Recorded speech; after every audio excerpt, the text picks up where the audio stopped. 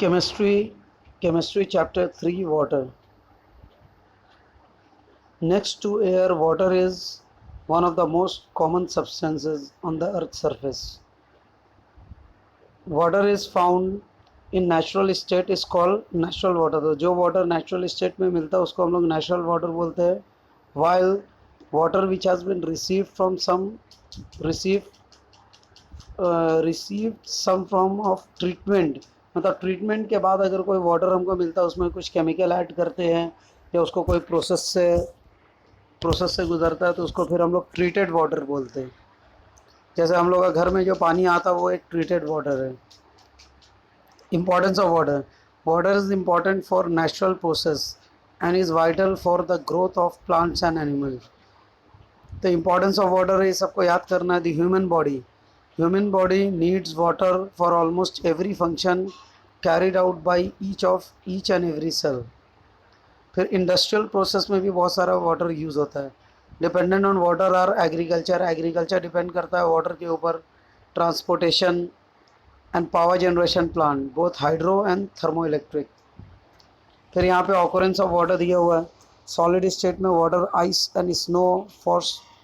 Snow और frost form में रहता है. फिर लिक्विड स्टेट में on the earth surface river water है, लेक वाटर है, सी वाटर है, स्प्रिंग वाटर. तो ये सब डिफरेंट फ्री स्टेट में वाटर कहाँ कहाँ रहता है वो सब दिया हुआ है. जैसे बिलो द अर्थ सरफेस रहता है इन वेल वाटर है. फिर इसके बाद in combined state water occurs in combined form in all living matter that is plants and animal. तो प्लांट्स एंड एनिमल के बॉडी में भी वाटर रहता है. Water is present in hydrated salt example MgCl2 तो ये हाइड्रेटेड सॉल्ट के अंदर भी वाटर होता है. फिर नीचे कुछ परसेंटेज दिया हुआ है. अर्थ सरफेस में 75% अप्रॉक्सीमेटली वाटर है.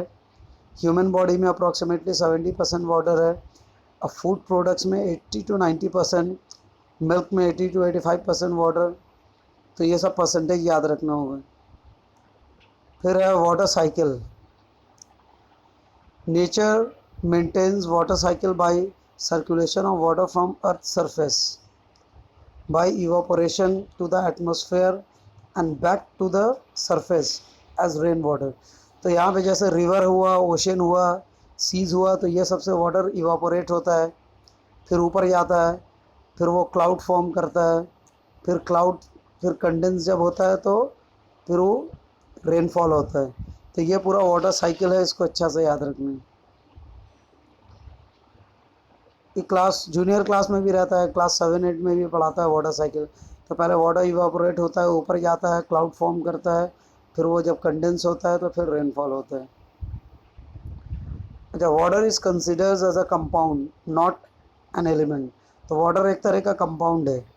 कंपाउंड वाटर जैसे हाइड्रोजन और ऑक्सीजन से मिलके बना है. H2O 2 वॉल्यूम हाइड्रोजन का रहता है और 1 वॉल्यूम ऑक्सीजन का रहता है. तो वाटर एक कंपाउंड है.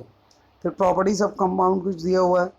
Compound have fix composition and the element combined in a fix proportion by weight. तो एक फिक्स प्रोपोर्शन में कंबाइंड होता है. इस जैसे वाटर एक फिक्स प्रोपोर्शन में कंबाइंड होता है.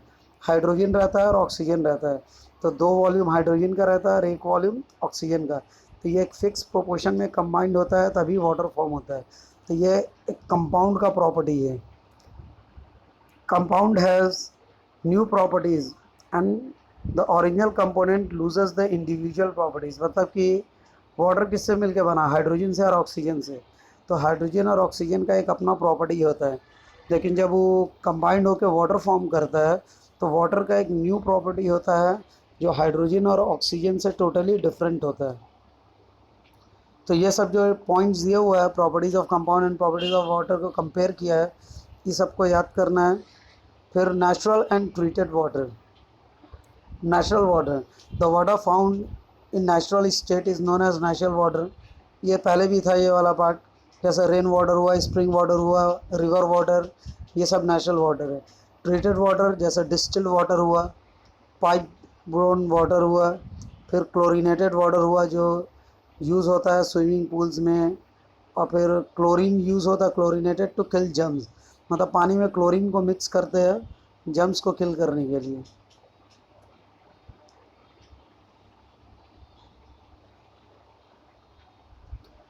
Water a universal solvent.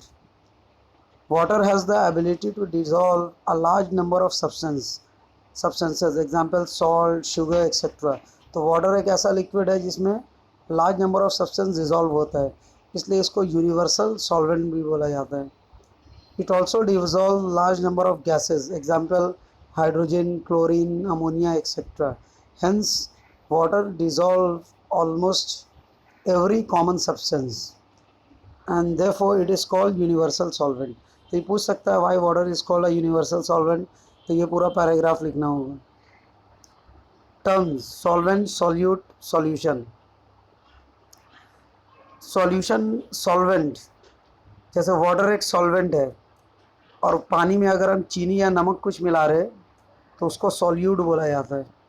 जैसे यहाँ पे सोडियम क्लोराइड मिला रहा है तो सोडियम क्लोराइड एक सॉल्यूट है। तो पानी जो वाटर जो है सॉल्वेंट है और उसमें सोडियम क्लोराइड हुआ या सॉल्ट हुआ या शुगर हुआ, जो चीज़ मिलाते हैं वाटर में उसको सॉल्यूट बोला जाता है।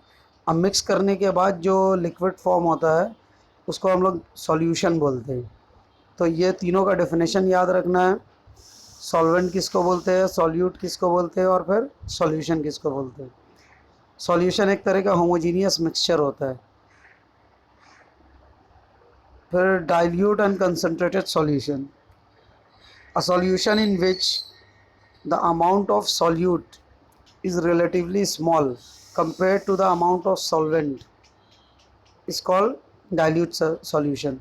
तो मतलब जिसमें अमाउंट ऑफ सॉल्यूट कम होगा, अमाउंट ऑफ सॉल्यूट कम होगा, जैसे सॉल्ट एंड वाटर है तो सॉल्ट का क्वांटिटी बहुत कम होगा, वाटर का क्वांटिटी बहुत ज़्यादा होगा, तो उसको हम लोग डाइल्यूट सॉल्यूशन बोलते हैं। मतलब सॉल्ट कम है, वाटर ज़्यादा है।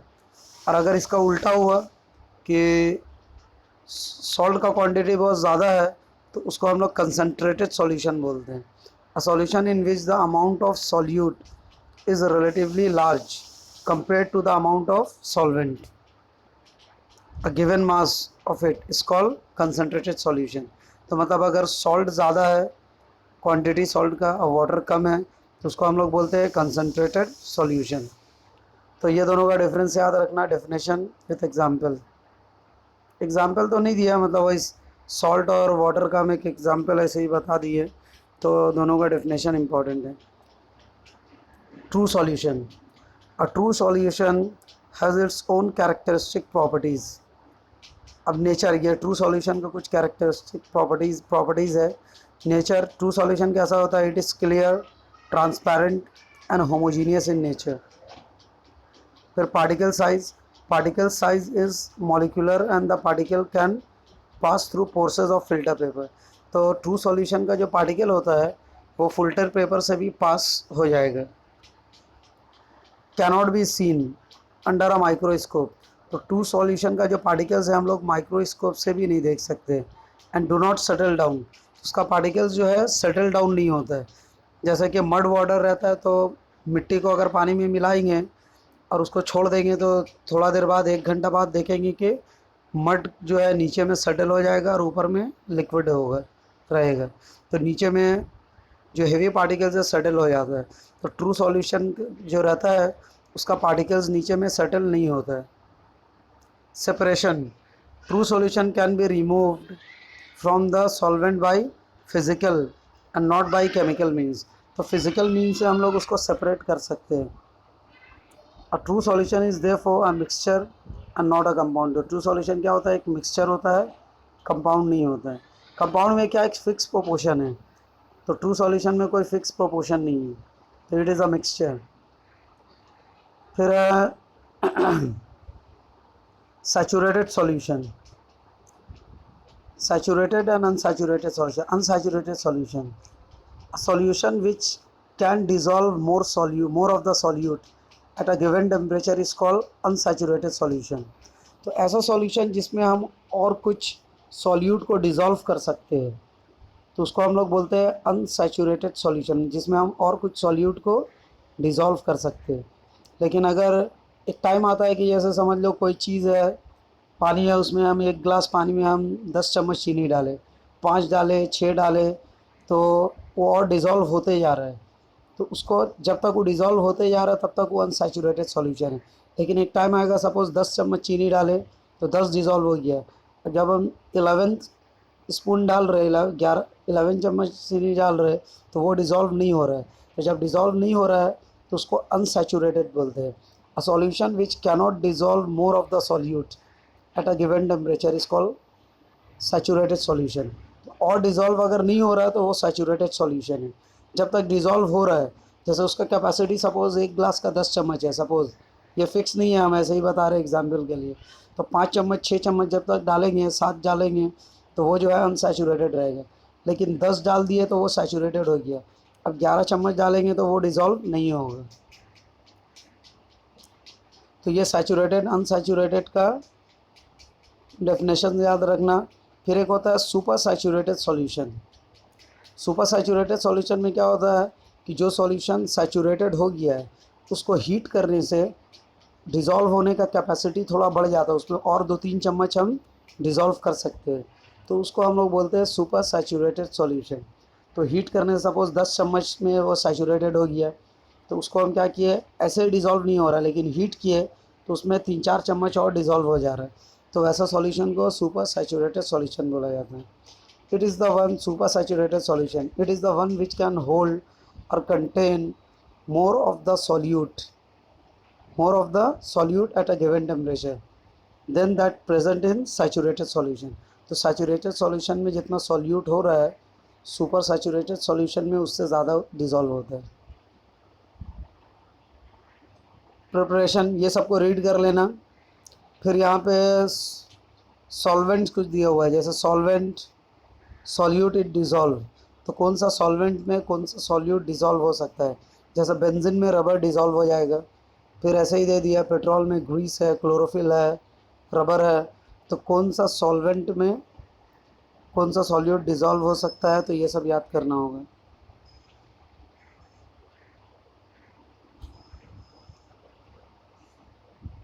solubility solubility is the ability of a solute to dissolve in a particular solvent। तो ये इसका डेफिनेशन हो गया। solubility is the ability of solute to dissolve in a particular solvent। To obtain a uniform result, the amount of solvent is fixed।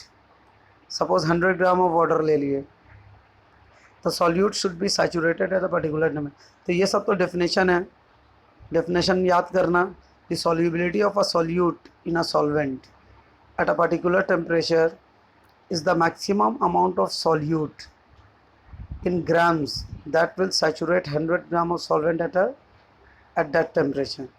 तो पूछेगा what is solubility of a solute in a solvent, तो ये लिखना पड़ेगा।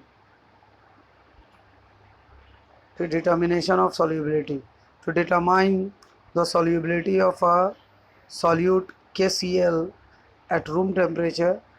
तो कैसे हम determine करेंगे solubility of a solute KCl, KCl का solubility of solute कैसे डिटरमाइन करेंगे, उसका ये एक्सपेरिमेंट है। तो इसको रीड कर लेना, ये उतना इम्पोर्टेंट नहीं है लेकिन रीड कर लेना।